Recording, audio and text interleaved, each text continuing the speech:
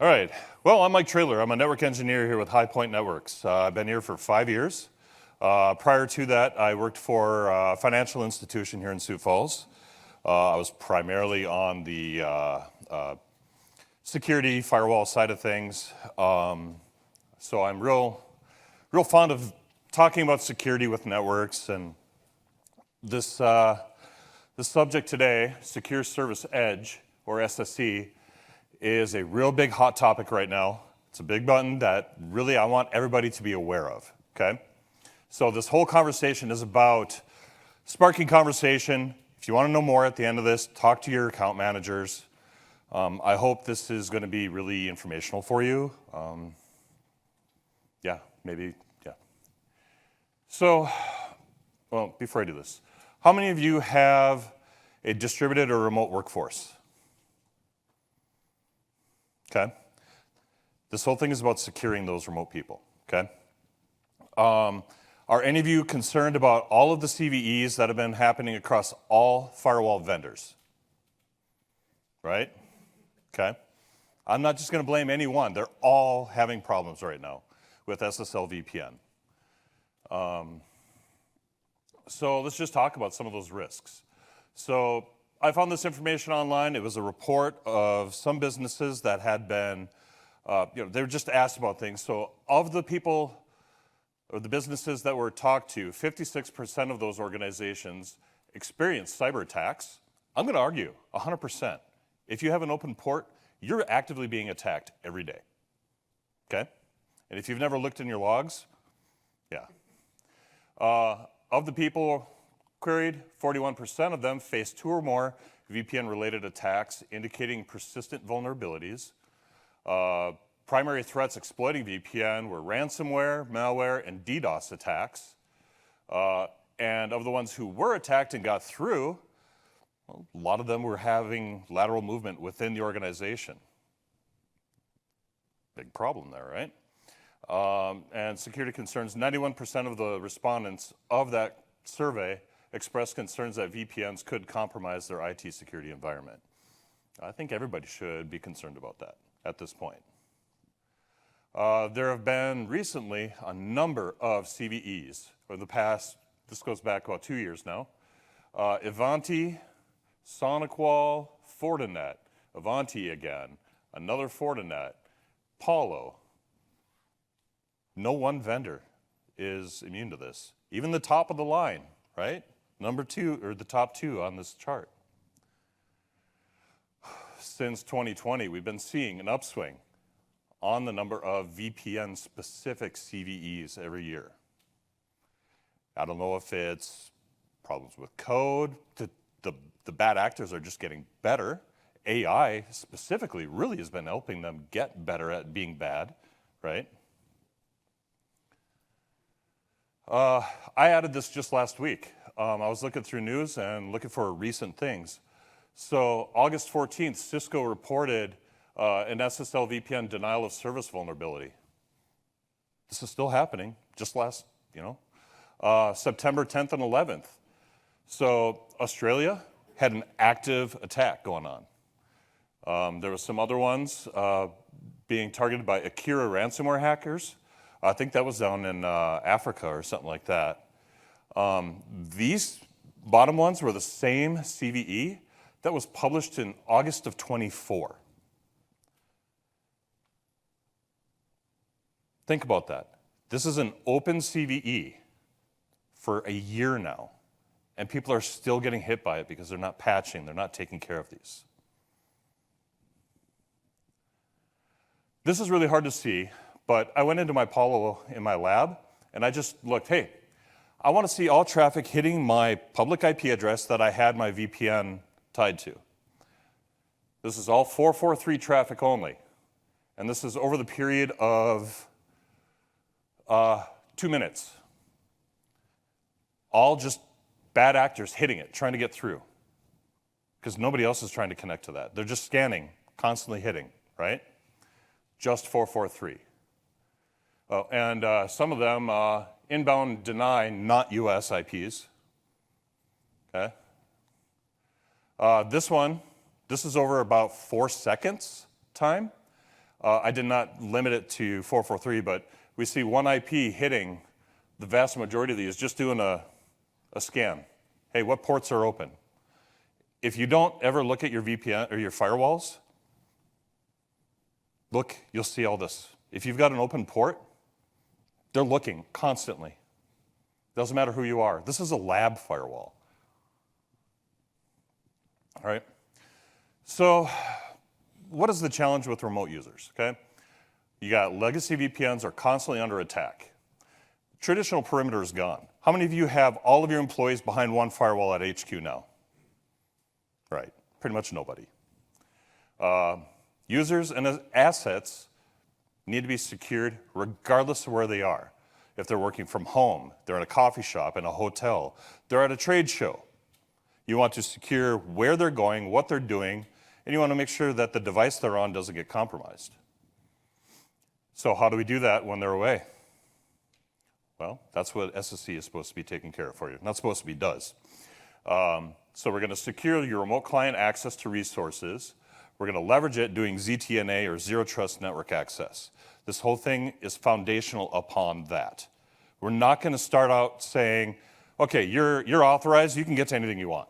No. We know who you are because you've logged in. We're going to say you are a member of this group in the infrastructure, and you're going to be allowed to access these assets on-prem or these websites out in the cloud.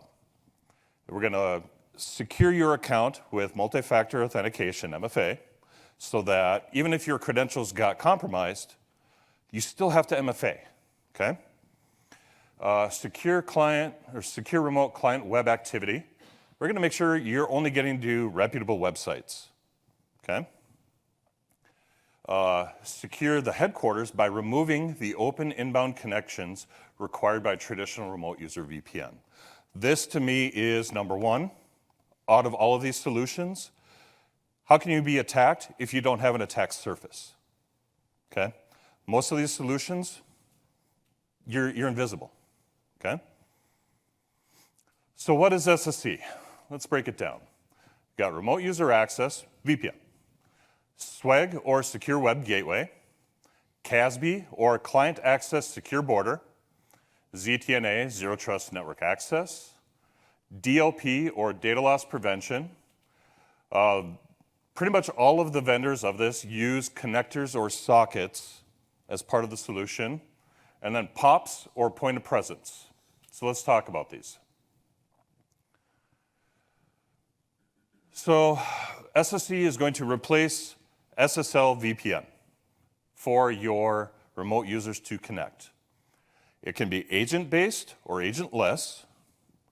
It's going to be session-based access. It's not a perpetual connection from the computer back to headquarters or back to the base firewall. It is on-demand connectivity per session, okay? Does not make a direct VPN connection back to the headquarters, like I just mentioned. You're not just VPNing back to your firewall. It's going to secure the vendor access to internal resources without a required client. How many of you have to force your vendors, like HVAC vendors, to have your VPN client to connect to your network? Any of you? Okay. Do you get pushback on that? No? Do you think it's secure to let their computer have network access to your network? Uh-huh. Okay. If you can just present them with a portal to log in, and all they have to do, or all they get is a screen, like an RDP screen through a browser that they can do what they need to do. They're not actually connected to you. That's a big win there, especially with HVAC. No one wants to be target. SWIG or Secure Web Gateway. You've got web content filtering on your firewalls. Same thing. No matter where you are, we are going to make sure you are only getting to websites that you should be going to. If it's malicious, no, we'll stop it. I could think of just 3 years ago trying to find a better solution for this, for schools, for other organizations. How do we secure hundreds, if not thousands, of devices with their connectivity? what websites they can go to. We were struggling just 3 years trying to find a solution for this. Here it is. And it's easy. ZTNA, or Zero Trust Network Access. Everybody should be familiar with what this is at this point. We've been doing it, I've been doing it since before it was a buzzword. Back at a financial institution I worked at, we were ZTNA internally, 100%, okay? It's just what it sounds. You are who you are. You have policies that say what you can get to based on your role, and that's it.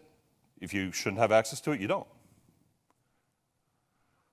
Client access security broker. So this is web-based application access control. What does that actually mean?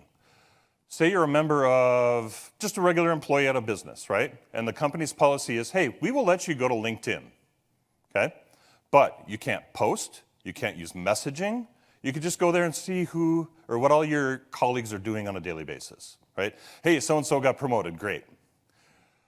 But you're a member of HR now. You need to be able to do the messaging. You want to post for your company if you're marketing. Well, based on your access in AD or Entra or whatever solution you have, you're going to have a security group for that group, right? We could say in our policy, members of HR have full access to LinkedIn. That's what this is about. Data loss prevention.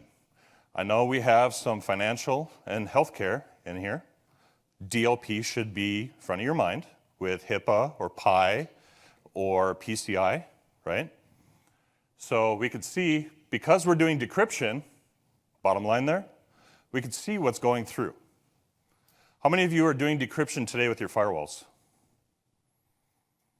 Not a whole lot. Without that decryption, all the stuff can be encrypted, and your firewall can't tell what's being sent out, right? Well, with this, since decryption is automatic, it's got better visibility. We can create, regex matches for social security number masks, credit card masks, whatever you can come up with. We can watch for that, right? So we talked about agents and agentless. Well, with your agent-based decryption, as soon as that agent is installed on your computer, it's installing the certificate. You don't have to worry about deploying that anymore, like you do with firewalls. It's automatic. It can be always on. HiPoint, we're doing it. All of our computers, we're on SSE, and it's always on. Even without logging into it, my web content filtering is active. I'm connecting up to the POP, even without logging in. So even without user interaction, I'm protected, okay? Digital experience monitoring. That's a big one. How many of you have had an end user working from home complaining, oh, this connection's crap, I can't get through, the VPN is slow? Is it? Well, with digital experience monitoring, you can get in there and say, hey, I see your wireless connection at home is really poor. How many want to bet that that cable modem or the router is in their utility room next to the furnace?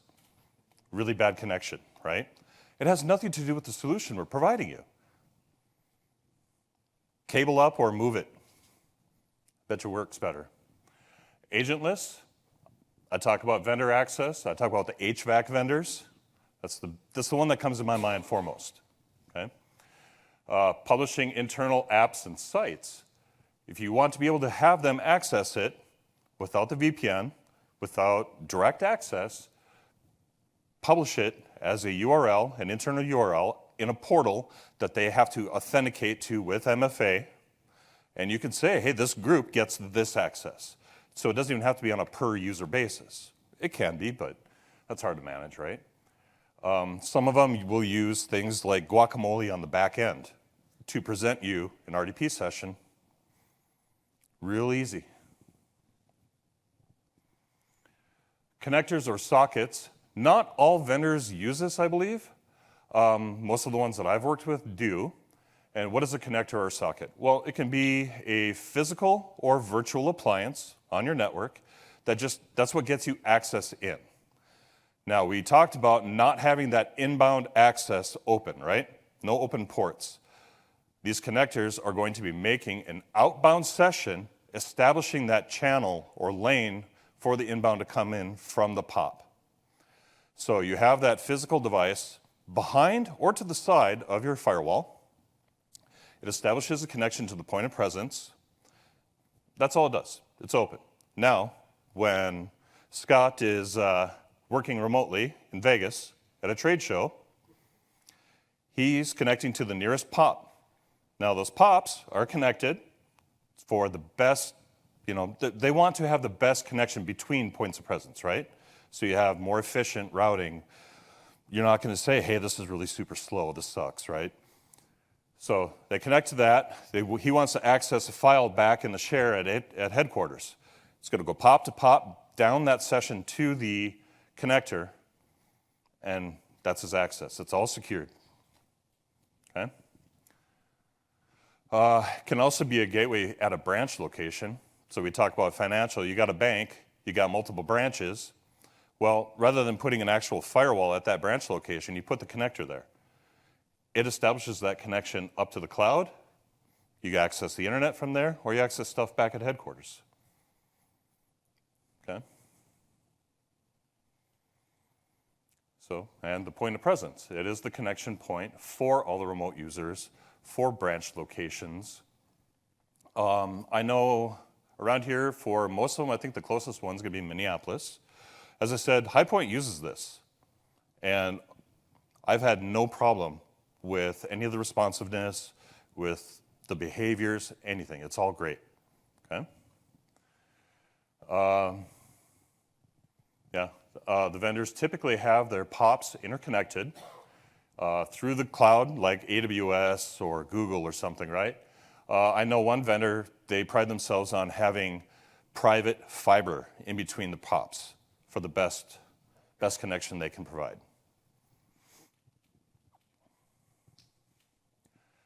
The client experience. So how does this impact remote users? I've mentioned people complain, things are slow when they're on VPN. Well, I use it. I can tell you I don't really feel impacted as a remote user trying to get stuff. Okay? How easy is it to deploy? Well, HiPoint deployed it. We didn't have to take any action as end users. None. They pushed it out to our laptop. It automatically connects. I didn't even notice. That's a win for IT, right? Easier troubleshooting through the digital experience monitoring. That's a big win for help desks. The always-on connectivity ensures employees are always protected without having to take additional steps.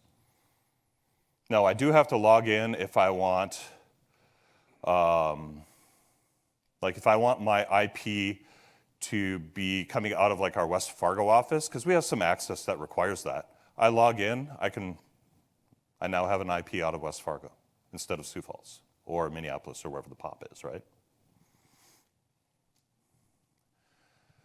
Our use cases. So hybrid workforce, well, this would be the primary use case. You have people remote, you have people local.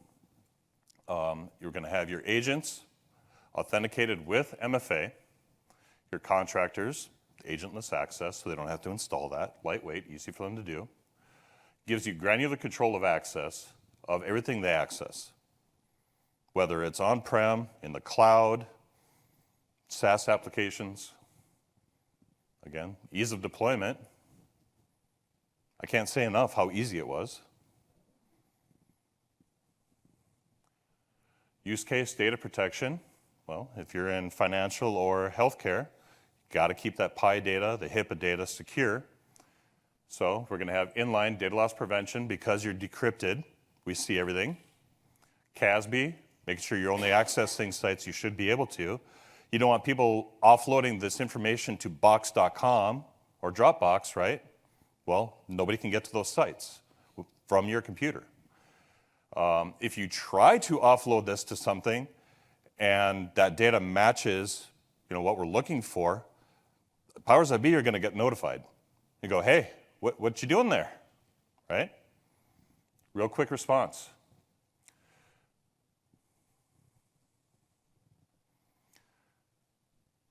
So with all that, I mentioned we got the connectors at all of your sites, at your branches, at headquarters.